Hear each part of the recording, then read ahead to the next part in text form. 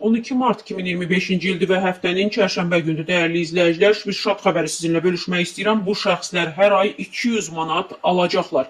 Bəli, sosial rifahın gücləndirilməsi məqsədi ilə həyata keçirilən sosial paket çərçivəsində minimum əmək haqqının artırılması bir sıra müavinət və təqaüdlərdə də yüksəlişə səbəb olub. Bu artımlardan biri də peşə təhsili alan tələbələrə verilən təqaüdlə bağlıdır. Mövcud qanunvericiliyə əsasən peşə təhsili alan tələbələrə ödənilən təqaüdün məbləği minimum əmək haqqının 50% həcmində müəyyən edilir. Əvvəllər minimum əmək haqqı 345 manat olduğu üçün bu təqaüdün məbləği 172 manat yarım təşkil edirdi. Lakin 2024-cü ildə minimum əmək haqqının 400 manata yüksəldilməsi də ilə bu göstəricidə artıb. Beləliklə, peşə təhsili alan tələbələrə artıq 200 manat məbləğində aylıq təqaüd ödənilir və bu da əvvəlki məbləğlə müqayisədə 14% artım deməkdir. Təqaüdlərin artırılması peşə təhsilinə marağın yüksəlməsinə, tələbələrin maddi vəziyyətinin yaxşılaşdırılmasına və onların təhsilə daha çox fokuslanmasına töhfə verəcək. Bu addım eyni zamanda ölkədə peşə təhsilinin inkişafına da dəstək olmaqla yanaşı, gələcəkdə ixtisaslı kadrların yerləşdirilməsi və yetişdirilməsinə